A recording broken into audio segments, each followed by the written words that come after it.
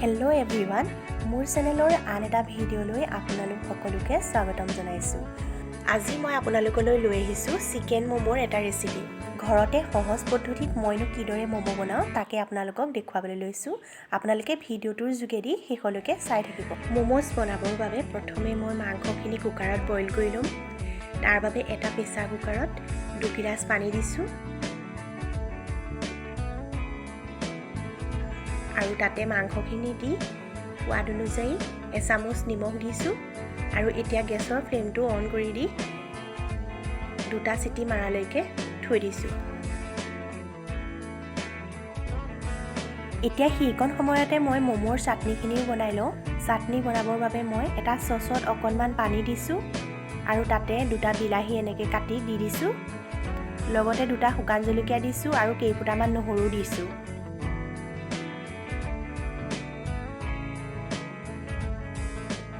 এইখিনি ভালকৈ উতল নহালৈকে ঢাক মাৰি থৈ দিছোঁ।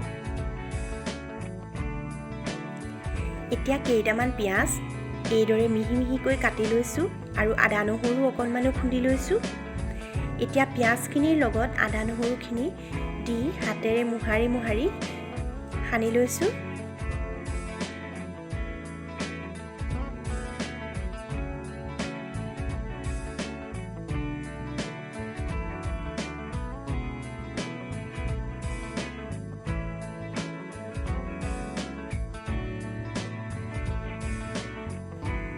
আৰু অকণমান সময়ৰ কাৰণে ঢাক মাৰি থৈ দিছোঁ।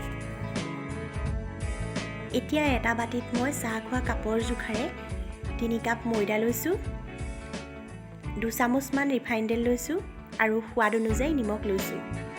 এইখিনি মই হাতেৰে ভালদৰে মোহাৰি মোহাৰি সানি লৈছোঁ। তাৰপিছত নৰ্মেল পানী দি ডোটো প্ৰস্তুত কৰি ল'ম। পানী দিওঁতে সাৱধানে দিব লাগে, যিহেতু ডোটো অলপ টানকৈ মঠিব লাগিব, বেছি ঢিলা হ'লে নহ'ব। সেইবাবে অলপ অলপকৈ পানী দি ভালদৰে সানি লৈছোঁ।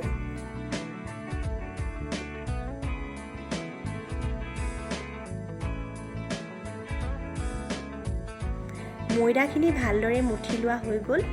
এতিয়া এইখিনি 20 মিনিটমানৰ কাৰণে এনেদৰে ঢাক মাৰি থৈ দিছোঁ। এতিয়া আগতে বইল কৰি থোৱা মাংসখিনি মই এখন প্লেটত টুকি লৈছোঁ।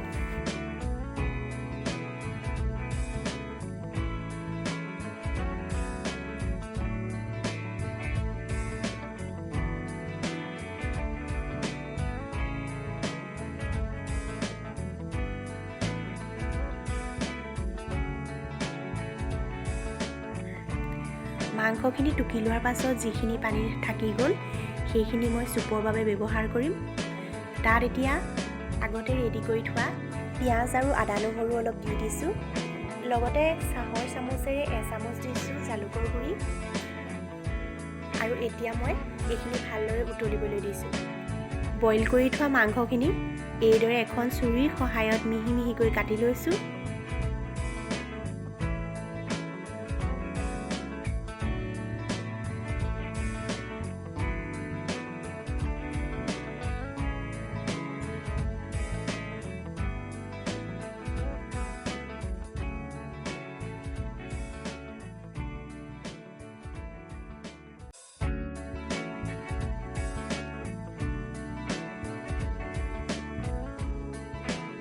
হাৰ্ডিখিনি মই এক্সট্ৰা কৰি থৈছোঁ, কাৰণ হাৰ্ডিখিনি চুপত দিলে চুপখিনি খাবলৈ বহুত টেষ্টি হয়। এতিয়া কাটি থোৱা মাংসখিনিৰ আধাটো মাংস মই চুপত দি দিছোঁ।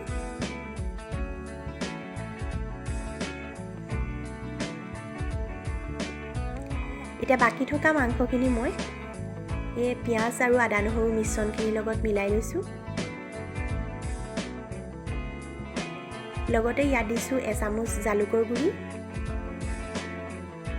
সোৱাদ অনুযায়ী নিমখ দিছোঁ আৰু এইখিনি মই ভালদৰে হাতেৰে মোহাৰি মোহাৰি সানি লৈছোঁ।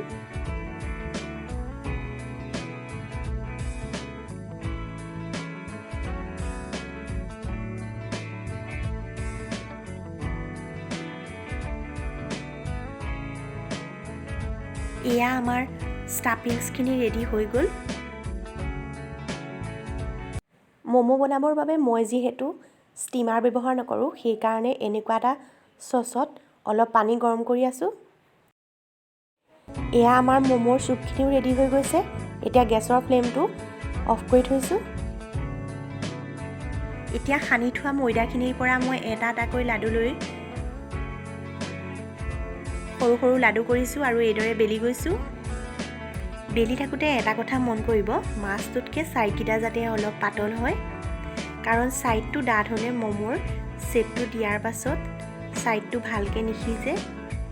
এইদৰে বেলাৰ পাছত ইয়াত চিকেনখিনি দি লৈছোঁ আৰু এতিয়া মই এটা ছাইডৰ পৰা এনেদৰে ভাজ দি গৈছোঁ আৰু এনেদৰে বন্ধ কৰি লৈছোঁ।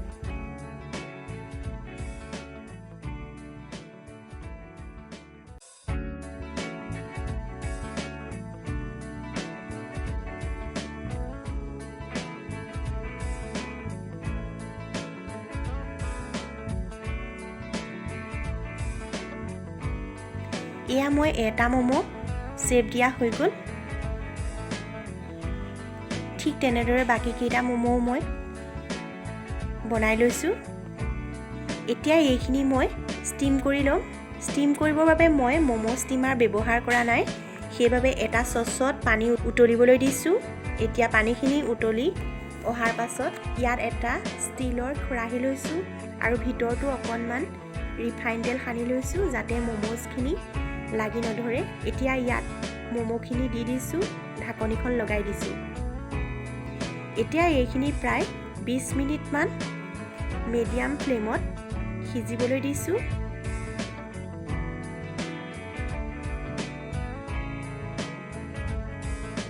এইকণ সময়তে মই ম'ম'ৰ চাটনিখিনি পিচি ল'ম। এটা মিক্সিং জাৰত বাকি দিছোঁ আৰু এতিয়া পিচি ল'ম।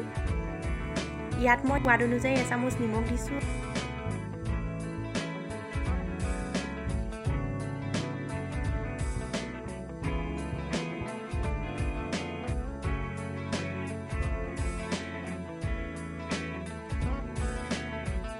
এয়া চাওক, প্ৰায় 20 মিনিটমানৰ পাছত মই ম'ম'খিনি দেখুৱাইছোঁ। ম'ম'খিনি ধুনীয়াকৈ সিজি গৈছে।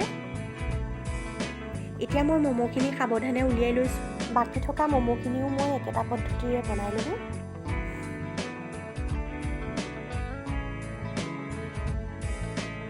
আপোনালোকে মোৰ চিকেন ম'ম'ৰ ৰেচিপিটো চাই কেনেকুৱা পালে?